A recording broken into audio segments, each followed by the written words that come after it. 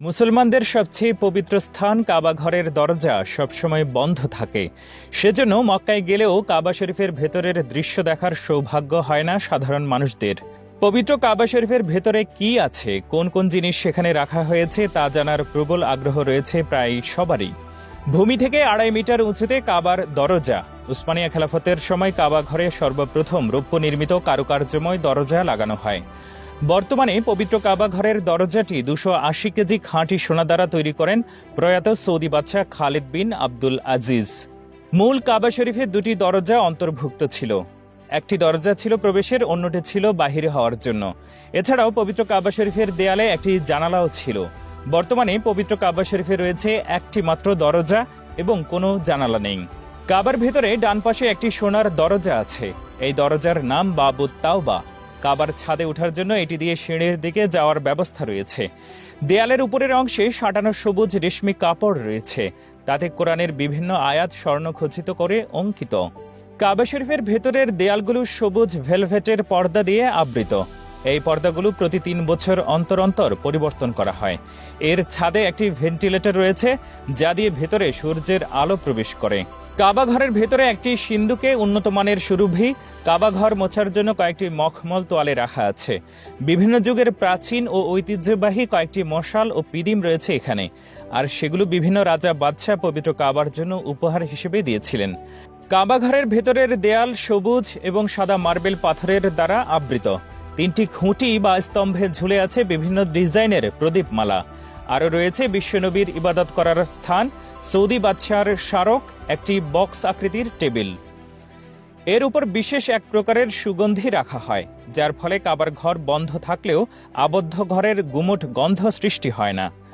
কাবা ঘরের মেঝে মূল্যবান মার্বেল টাইলস দিয়ে তৈরি। ভেতরের চারপাশের দেয়ালগুলো মেঝে থেকে উপরে 4 মিটার পর্যন্ত কারুকার্যময় মার্বেল টাইলস দ্বারা মোড়ানো। তার উপর থেকে ছাদ পর্যন্ত বাকি 5 মিটার দেয়াল কাবার প্রাচীন গিলাফ দিয়ে মোড়ানো।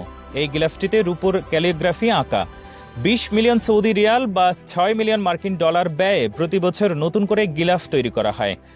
পবিত্র কাবা ঘরের বাইরের দিকের পূর্ব দক্ষিণ কোণের দেয়ালে স্থাপিত রয়েছে হাজরে আসওয়াদ। এই কোণ থেকে তাওয়াফ শুরু এবং এখানেই শেষ করতে হয়। এই কোণকে রুকুনে শারকি বলা হয়। শারকি শব্দের অর্থ হচ্ছে পূর্ব। এই কোণের ঠিক সামনেই রয়েছে জমজম কূপ। হাজরে আসওয়াদ থেকে তাওয়াফ শুরু করে প্রথম যে কোণটি অতিক্রম করতে হয় সেটাকে বলা হয় রুকুনে ইরাকি। ইরাকের দিকে অবস্থিত বলে এটাকে রুকুনে ইরাকি বলা হয়। তাওয়াফের ধারাবাহিকতায় রুকুনে ইরাকির পরেই অতিক্রম করতে হয় রুকুনে গারবি। এটাকে রুকুনে শামিও বলা হয়, কারণ ভৌগোলিকভাবে এটি শাম বা সিরিয়ার দিকে অবস্থিত। কাবা ঘরের চতুর্থ কোণ হচ্ছে ইয়েমেনের দিকে অবস্থিত রুকুনে ইয়ামেনি। আবার এটি দক্ষিণ পূর্ব দিকে অবস্থিত বলে এটিকে দক্ষিণ কোণও বলা হয়। প্রতিবার তাওয়াফ শেষে নবী করিম সাল্লাল্লাহু আলাইহি সাল্লাম রুকুনে ইয়ামেনি স্পর্শ করতেন। পবিত্র এই ঘরের দরজা পরিষ্কার পরিচ্ছন্নতার জন্য বছরে 2 বার মুহররম শাবান মাসে খোলা হয়। এবছর পবিত্র কাবা ঘর নিজ হাতে পরিষ্কার করেছেন সৌদি ক্রাউন প্রিন্স মোহাম্মদ বিন সালমান। এ সময় কাবার দরজার সঙ্গে বিশেষ সিঁড়ি লাগানো হয়। এরপর সবাই কাবা ঘরের ভেতরে প্রবেশ করেন। এ সময় 2 ঘন্টা দরজা খোলা থাকে। কাবা ঘরের চারপাশে তখন বিশেষ নিরাপত্তা বাহিনীর সদস্যরা অবস্থান করেন। সাধারণত কাবা ঘর পরিষ্কারে জমজমের পানি, খাঁটি গোলাপ জল এবং উন্নত মানের সুগন্ধি উদ ও কস্তুরী ব্যবহার করা হয়। প্রথমে গোলাপের সুগন্ধিযুক্ত জমজমের পানি মেঝেতে ঢালা হয়, তারপর খালি হাতে খেজুর পাতা দিয়ে পরিষ্কার করা হয়। পরিষ্কার করার পর মেঝে ও দেয়াল কোমল সাদা কাপড় ও উন্নতমানের টিস্যু দিয়ে মোছা হয়। কাবা শরীফ ধোয়ার সময় প্রায় 2 ঘন্টা দরজা খোলা রাখা হয়। এটি দীর্ঘদিন ধরে চলে আসা সৌদি ও মসজিদুল হারাম কর্তৃপক্ষের নিয়ম রীতি। বর্তমান বিশ্বের প্রায় 200 কোটি মুসলিম এই কাবা ঘরের দিকেই মুখ করে সালাত আদায় করেন। প্রতিবছর হজ ও উমরার সময় পবিত্র এই ঘরকে ঘিরেই চলে মুসলিমদের প্রদক্ষিণ।